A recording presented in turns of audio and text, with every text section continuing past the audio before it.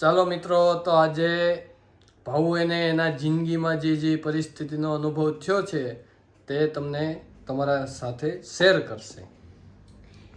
એટલે હમણાં ટૂંક સમયમાં જે પરિસ્થિતિ મારી સાથે થઈ હતી, સર્જાણી હતી, એની હું વાત કરું છું. આખી જિંદગીમાં આપણે ધીમે ધીમે થોડા ટુકડાઓમાં મિત્રો કહેતી જઈશ તમને, અને કેવો લાગ્યો ને મને કહેજો. અને તમે મારી એકની લાઈફમાં આ પ્રોબ્લેમ નથી, કોઈ એવું મનમાં ન વિચારી લેતા, બધાની લાઈફમાં આ પ્રોબ્લેમ હોય જ છે, હે ને? હોય જ છે ને, ઘરે છે આવો પ્રોબ્લેમ. ઘરે પ્રોબ્લેમ છે, પણ પ્રોબ્લેમ છે ને બહાર નથી આવતા. અને અમુક જગ્યાએ જો બહાર આવે છે ને તો લોકો એને આડાઅવડી ને એવી બધી સલાહ સૂચન નહીં, હવે ચર્ચા વિચારણા કરે છે એમ. અને પછી એ લોકોનું ટૂંકમાં બધું સંતુલન ખોરવાઈ જાય છે અને ત્યાંથી એ લોકો છૂટા પડી જાય છે. પણ વાત હવે એવી હતી કે બધાના ઘરમાં જો નાના મોટા ઝઘડા મિત્રો થતા જ હોય. કોમેન્ટ કરીને કહી દેજો, કોઈ પણ ઘર એવું નહીં હોય કે ત્યાં બે થારી ભેગી મૂકી હોય ને તો એ ન ખખડે.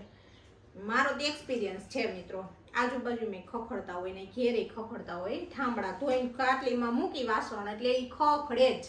પણ વાત એમાં એવી હોય કે આપણા ઘરમાં વાસણ ખખડતા હોય ને તો અમુક ઘરમાં કેવું હોય કે કેવું હોય અને કેવું હોવું જોઈએ, બે વસ્તુ કહું છું. બે વસ્તુ હોય. ઘણાના ઘરમાં આવું હોય ને ઘણાના ઘરમાં આવું હોય. પણ આ વાત ઉપરથી ઘણી બધી વસ્તુ મને જાણવા મળી છે ને મારો એક્સપિરિયન્સ હું એટલે શેર કરું છું. હું કોઈને જો પહેલા જ માફી માંગી લઉં છું કે આ વિડીયો મારો તમે જોતા હોય અને તમને જોઈને જો ક્યારેય પણ એવું દુઃખ લાગે કે આણે મને કહેવા માટે વિડીયો બનાવ્યો છે, તો મારો કોઈ એવો ખરાબ ઇન્ટેન્શન નથી. તમને કહેવા માટે હું નથી બનાવતી, પણ જો મારો અનુભવ જોઈ, મારો અનુભવ છે એ હું તમારી સાથે શેર કરું, એ તમે જોઈ અને એનાથી જો તમારી જિંદગીમાં કોઈ પણ આવો પ્રશ્ન આવે ક્યારેય તો એ તમે તમારી જિંદગીમાં જેમ મારી હારે બન્યું ને તમારી હારે ન બને ને તમારી જિંદગી ખરાબ ન થાય. એટલે મારી ખરાબ થઈ નથી, જસ્ટ વાત કરું હું કે બચી ગઈ છે એમ. મતલબ તમારી જિંદગી ખરાબ થતા યાર, એટલે એમ કે જિંદગી ખરાબ થતા બચી જાય એટલા માટે હું તમને અમારો અનુભવ શેર કરું છું. તો કોઈ પણ મિત્રોને કે વ્યુઅર્સને જો ખોટું લાગે તો પ્લીઝ અગાઉથી કહી છું કે આઈ એમ વેરી સોરી. હાલો આપણે સોરીનું કામ પતાવ્યું. હવે વાત હું મારા અનુભવની કરું છું કે અનુભવ એવો થયો છે કે મારે ને મારા હસબન્ડને, પ્રાણેશ પતિદેવને કોઈ પણ વાતે અમારે ઝઘડો થયો હોય. એક્ઝામ્પલ આપું છું, અનુભવ મતલબ એમ નાની મોટી બાબતે બધાને થતો જ હોય. એક્ઝામ્પલ તરીકે મને નથી ગમતું કે મારા હસબન્ડ માવા ખાય છે અને મારા હસબન્ડ એક દિવસ પકડાઈ ગયા માવા ખાતા, બરાબર. એટલે મેં એમને પૂછ્યું કે તમે માવા શું કામ એને ખાઓ છો એમ, કેમ કે એ પહેલા ખાતા પછી મૂકી દીધા હતા, બરાબર. મને ન ગમતું, મેં ના પાડી હતી. અને એ વસ્તુ જો કે સારી નથી માવા ખાવાની, એટલે મેં એમને ના પાડી કીધી કે તમે ભાઈ માવા ન ખાતા મૂકી દેજો. એને મૂકી દીધા હતા અને એને પાછા થોડોક ટાઈમ માટે ચાલુ કર્યા હતા. એને એ વ્યસન વાળા તો બધે નવા બાના કાઢે છે કે મને ટેન્શન છે ને તો એ કે હું હમણાં માવા ચાલુ કરું છું એમ. તો મેં પાડી ના. એમાંથી અમારા બેને થઈ ગયો ઝઘડો.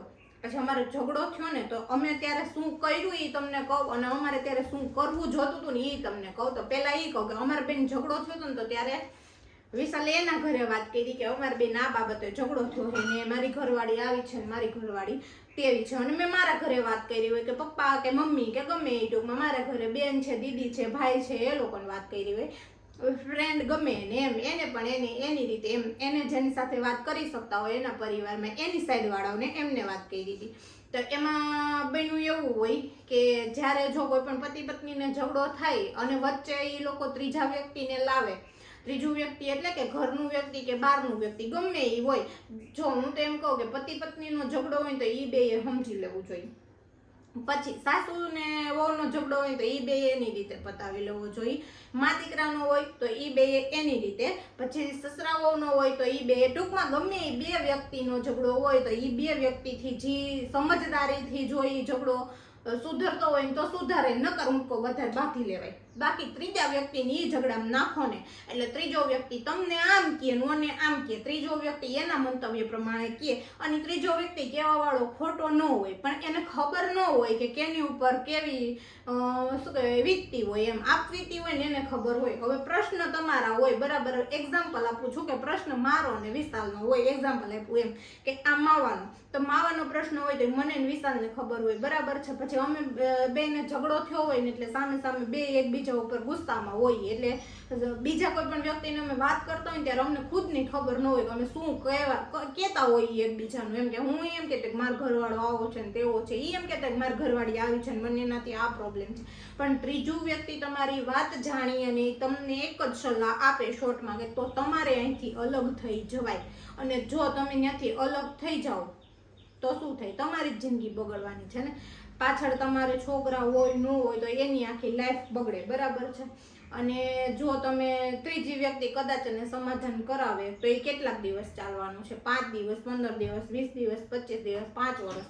પણ છેલ્લે તો એ તમારે બે વ્યક્તિ જેને ઝઘડો થયો હોય ને એને જ સમજૂતી કરવી પડે. ન કરશે ને એવું થાય કે ઓણે આમ કીધું હોય ને ઓણે આમ કીધું હોય ત્યારે તમે સમાધાન કરી નાખો ને એટલે તમારા મનમાંથી વાત ગઈ ન હોય. હા, તમે દેખાવ કરો કે મને એ વાતનો કોઈ કાંઈ મનમાં છે જ નહીં, એમ કે હું એ વાત ભૂલી જ ગઈ છું. બે એકબીજા પ્રત્યે એમ કહેતા હોય પણ એ વાત કાંઈ ભૂલાણી હોય નહીં એકબીજા પ્રત્યે, બરાબર છે. અને ઝઘડો છે ને એ મોટો થતો જાય છે એમાંથી.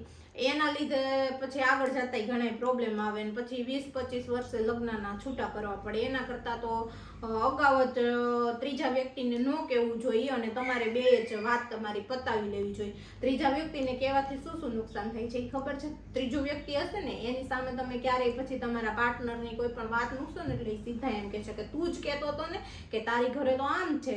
એક્ઝામ્પલ તરીકે મેં મારા હસબન્ડને માવા ખાવાની ના પાડી હતી, રોકટોક કરી હતી, એને કોઈના મોઢે કીધું હશે તો એ વ્યક્તિ હવે ક્યારેક એવી કંઈક બહારથી વાત મળશે ને ત્યારે મેં એવું કંઈ નહીં કર્યું હોય ને તો સામેવાળો વ્યક્તિને જેને ખબર હશે ને કે મેં મારા હસબન્ડને માવા ખાવાની ના પાડી હતી તો એ એમ જ કહેવાના છે વિશાલને કે તારી ઘરવાળી તો તને માવા ખાવા પ્રત્યે આમ કરતી, ઓના પ્રત્યે આમ કરતી. એને તમારી છબી તમે જેવા ન હોય ને એવી સામેવાળા ત્રીજા વ્યક્તિના મનમાં થઈ જાય છે.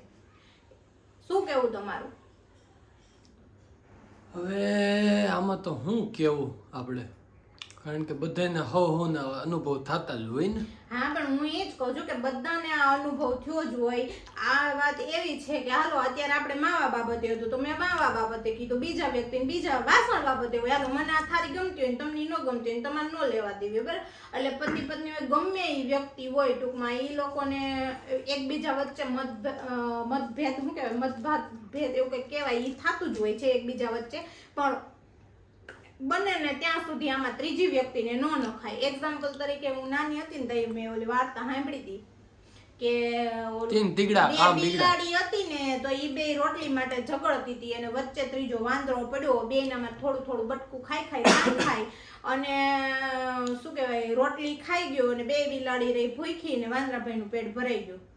એક્ઝામ્પલ આ છે ને જે સમજવું હોય ને એ સમજો. પણ મારી તો એવી સલાહ છે મિત્રો કે પ્લીઝ તમારે કોઈને કોઈ પણ વ્યક્તિ સાથે ઝઘડો હોય તો એની સાથે વાત કરવી. એક્ઝામ્પલ તરીકે વાત કર્યા વગરનો ઝઘડો બંધ ન થાય. ઘણાની સલાહ એવી હોય કે તમારી વ્યક્તિ સાથે થોડાક મહિના સુધી વાત ન કરવી, થોડાક દિવસો સુધી વાત ન કરવી. વાત ન કરવામાં ત્રીજી વ્યક્તિ વચ્ચે આવી જાય લાઈફમાં. ત્રીજી આવે ને ચોથી આવે, નક્કી ન હોય શું થાય એ લાઈફનું પછી ગમે એ વસ્તુ હોય. અને જ્યાં સુધી તમે વાત ન કરો ને ત્યાં સુધી એ વાતનું કોઈ દિવસ સોલ્યુશન આવવાનું જ નથી. તમને જે પ્રશ્ન હોય ને જે સેકન્ડે મનમાં ઊભો થાય ને એની સેકન્ડે એ વાતનું સમાધાન લાવવું જરૂરી છે. તમે એમ કહો 5 દિવસ પછી કહીશ કે 15 દિવસ પછી કહીશ તો એનો કોઈ ફાયદો છે નહીં. તો આ વાત ઉપરથી તમે સહમત છો કે નહીં કે પતિ પત્નીને ક્યારેય લાઈફમાં ઝઘડો થાય તો વચ્ચે ત્રીજા વ્યક્તિને નાખવું નહીં. ઝઘડો ભલે ગમે એવો હોય. તો મિત્રો આ વિડીયો જો તમને ગમ્યો હોય તો આગળ તમારા મિત્રોને શેર કરો અને તમારા ગ્રુપમાં કોઈ આવા ઝઘડા થતા હોય પતિ પત્નીના તો એને પહેલાં જરૂરથી મોકલજો, જેથી કરીને એનું જીવન જો છૂટાછેડા પૂગી ગયું હોય તો ત્યાંથી અટકી જાય.